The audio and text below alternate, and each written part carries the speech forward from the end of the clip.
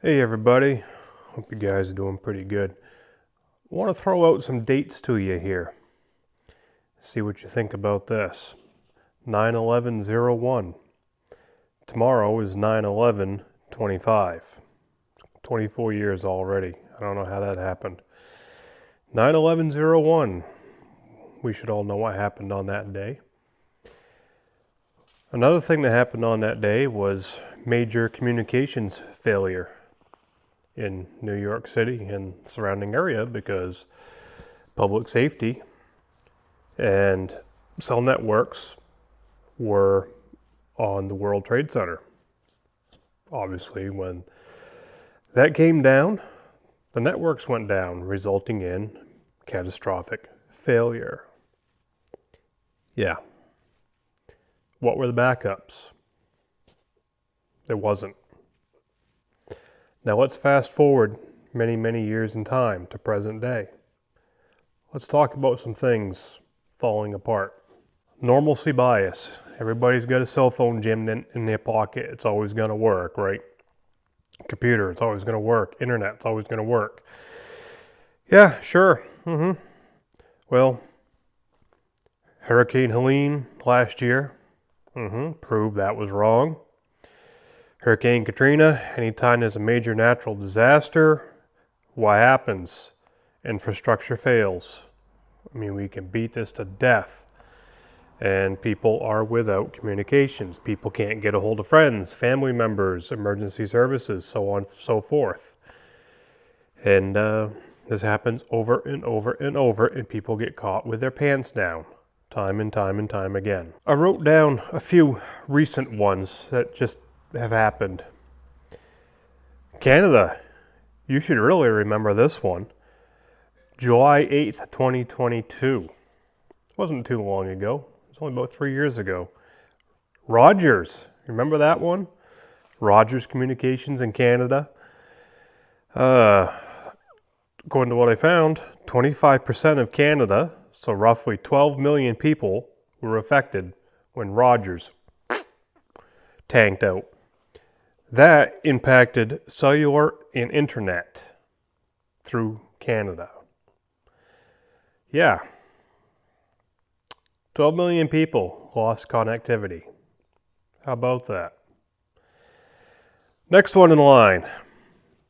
I have February 22nd of 24. This is in the US. AT&T. Remember that one, guys? Were you an AT&T customer at that time? All 50 states, Washington, D.C., Puerto Rico, Virgin Islands. Oh, yeah. 125 plus million devices were affected. 92 million calls were blocked. 25,000 PSAPs were unable to be reached. A PSAP is a public safety answering point. You dial 911, it goes to a PSAP. So it's a 911 center. So 25,000 calls were unable to reach 911 centers. This lasted for about 12 plus hours. The cause of it was an equipment configuration error. How about that? Am I boring you yet? Maybe I am. You know, some people don't have the attention span of a goldfish. Scientific fact. Well, just over a year ago, on July 19th of 2024, CrowdStrike. Does that one ring a bell? This was global, around the world. And what did that affect? Airlines, airports, banks, hotels, hospitals, stock markets, broadcasting, gas stations, stores, government services, and more. Just didn't work anymore. So the cause of that, a bug in a software update. And it affected many things around the planet. How about that? Also at the same time, it was also interesting that the Coast Guard communications took a dump. So, for example, here in Maine, you have Sector Northern New England. So if you're in Eastern Maine, New Hampshire or whatever, and you call for the Coast Guard and you're talking to the Coast Guard, you're actually talking to a tower, and then it's linked to somebody sitting in South Portland, Maine. If you're up in Vermont on Lake Champlain, guess what? You're not talking to somebody sitting there at the Coast Guard station. You're talking to somebody in South Portland, Maine. And their system took a dump. At the same time, this CrowdStrike took a dump. Rather interesting. This was a good one too. Starlink. That just happened this summer. 7/24 of 25. Internal software failure. Starlink died for a few hours. I have Starlink. Works good. But again, it's susceptible to failure. And just a couple weeks ago, at the end of August of 2025, Verizon took a dump. That was a nationwide issue for about 9 hours. So, what's your backup plans, guys? What are you going to do when these things don't work? What do you do when these things don't work? Do you just sit around with your thumb up your butt and wish, hey, I could get a hold of my mom, my dad, grandma's, grandpa's, friends, family, but I can't until somebody somewhere fixes these issues? Is your plan that nothing is ever going to happen and it's not going to happen to you?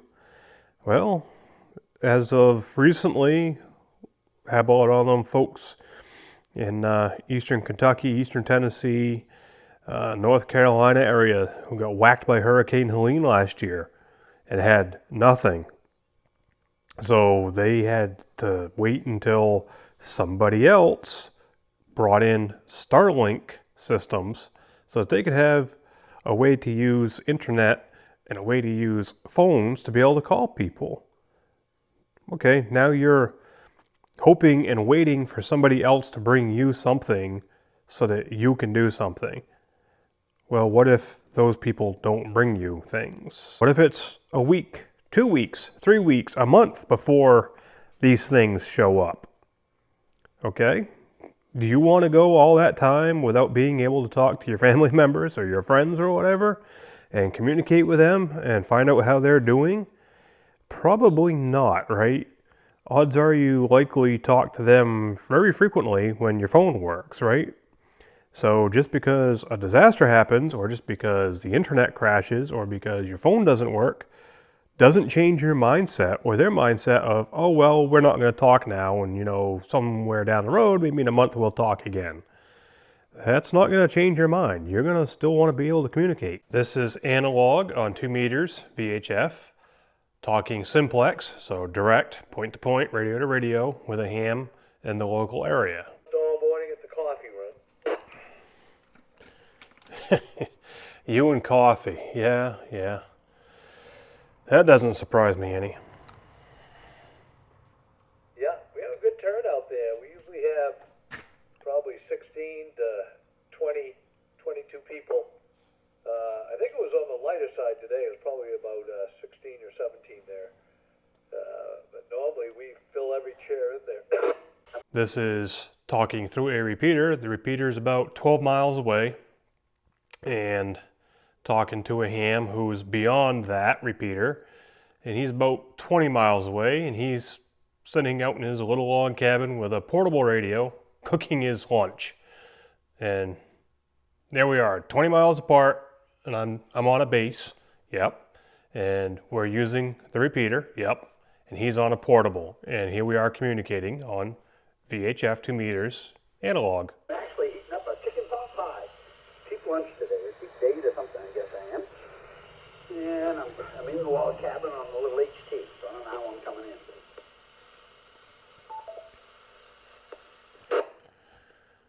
Oh, you're hitting it fine. Are you home or out and about?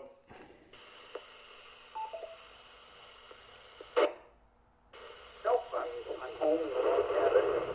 This thing's got foot thick, cedar logs, and I'm just on the HT, little rubber ducky, and eating up like I said, cooking a chicken pot pie. Yep, we're going to change the antenna that it's on right now because it's resonant at 152. It's not even a ham antenna, but it's working. So we're going to put a 510 up there and run both repeaters into it. Oh, Roger, I heard that part when you were talking to George, so yeah, very good. How long has the 70 centimeter repeater been there? I didn't even know there was one there. I was talking with Dan. He's a delivery guy. He's mobile, about, I'm guessing probably about 25 air miles from me.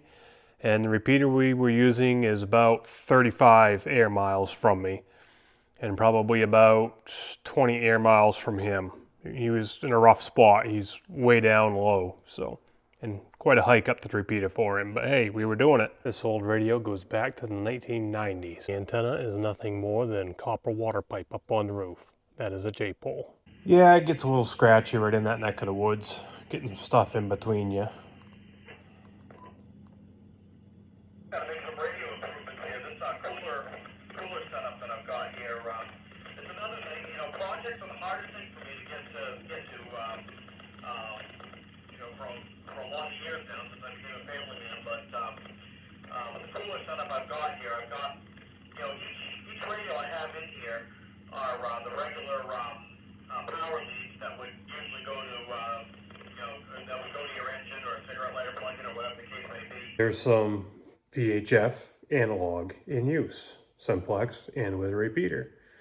Yep, sure, you're going to get some crackly noises, you're going to get some static, you're going to get that type of stuff when you start getting some distance on it. It happens. It's radio. Well, now let's play with a little bit of digital modes. So here's some Fusion. I've never played with Fusion before, so I was out to somebody's house this morning and got to check it out a little bit. So here's Maine talking with northwest of London. Well, this is, we would actually appreciate some more rain. We've been in a serious drought. I understand they've had pretty significant drought and a little bit to the northeast of you too. Over.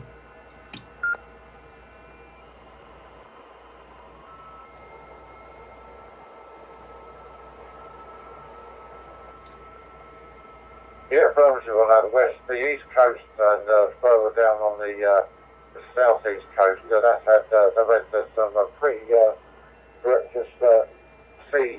This is on UHF. Now this is infrastructure dependent. This is internet linked over across the pond. Okay, fine. Works great when the infrastructure is up. Now, infrastructure crashes and burns, you still have standalone repeater. You can go analog on this UHF repeater, or you could go digital on this repeater. Hey, the repeater still works. You can also link this repeater to other repeaters that are the same thing. This is a Yaesu DR2X. So this repeater could be linked to another DR2X without the internet. So you can actually build a linked repeater system that is non-infrastructure dependent. As long as you can keep power going to it, you have a repeater network. That might be something that's in your area. Very similar to analog linked repeaters. So depending on what's available in your area, depends on what you're going to have available to you. Makes sense, right? DMR, digital mobile radio. That's probably available in your area too. And why not use that? It's the same idea as Fusion. It's internet linked. You can go around the world with it, around the country with it, so on and so forth. If the internet breaks, okay, you've lost your connectivity, but you can still use your local repeater as a standalone repeater. You can have repeaters linked together without the internet in a local area. There's ways around that. So I can't tell you exactly how it's going to work for you because I don't know where you live and how it's set up where you live. You need to find that out for yourself. But these things can be done, and they are done. It's just a matter of how it is done where you are. There's some store up in Saco. Over to you, Mike. K1DQ. Yeah, okay, yeah, Dan. Yeah, it's Lois's Natural, and it's actually in Scarborough, right on Route 1, towards the Portland end. We're pretty close to the big main health campus at right by the 295 or the 195 junction there. Of course, we have good old reliable HF, high frequency, also known as shortwave radio. Sure, it's more cumbersome because you need bigger antennas. But, you know, it relies on no infrastructure, and you can get around the world with it. You can get across the state with it. You can get across town with it. You can pretty much get anywhere you need to get with it if you know how to use it and use it properly. So I've highlighted the main Seagull net before on 3940 on 75 meters. This happens 6 nights a week on a normal basis every week. We do this. So, you know, 100 miles away, 200 miles away, 50 miles away, and then that ain't nothing. That's everyday operations for us. Here it is. That's, I guess, about it from here. I'm going to be here about another 10 minutes. If we don't get Jerry, I'll cancel this traffic. It's a net report for this month, so he doesn't need it until the end of the month anyway. I guess that's all I know, Phil. Not much else. 7-3, and good evening to all. KYQD. He's passing long thanks to all the seagulls. There were lots of seagulls there too. So that's it from here, Phil, and we'll catch up with Jerry probably Thursday night. Anyways, N1EP, K1NI, back to net. You couldn't hear me then, so I finally got things squared away here. I'd been on 20 meters chasing a fella, and I knew you'd be here, so I better come and show up. Hey everybody, nice day up here. Spent the last day and a half mowing down a field for somebody. Good day for that. Stirred up a lot of bugs. Getting ready to do some repeater projects up here. Doing some upgrades on the ones in this area. Antenna work, gotta get that done. Then do some work in the transmitter shack, some fusion upgrades, analog upgrades, hoping to do a DMR install. So got some things up and coming for this area. So we'll see how that all transpires and works out. SDJ here is Jefferson at the far north end there. Good afternoon, Phil, and all the seagulls out there tonight. Beautiful day. Oh, well, there you go. Nice day. Get outside and enjoy the sunshine. Winter's coming. Now it's time to get on with the rest of the day. Over. What you up to today? That was UHF through a repeater. The white noise there is just a wires X conflict. It's on a fusion repeater running mixed mode with analog. So that's the creation of the white noise. Owner's still trying to figure that bug out, but it still works. You can do it. It's not hard, guys. It's not hard. So I'll get into another video about forming up a communications plan of actually setting something in motion of things don't work. Now, how do we find each other? We'll do that later. But here's a few different ways that you guys can talk. Normal basis, repeaters are up, fusion works, DMR works, so on and so forth like that. Then those don't work. You can get to simplex maybe. You can use other bands. You can use 6 meters, 10 meters. Hey, why not, right? You've got diversity. You can do a lot of things in ham radio that you cannot do with the easy things like CB. Nothing wrong with CB. It has its place. And I've said that in other videos too. Nothing wrong with MERS or FRS or GMRS. They have their place too. But you can't do nearly what you can do with ham radio on those other services. You just can't. So if you got questions, let me know and I'll try to help you out. See ya.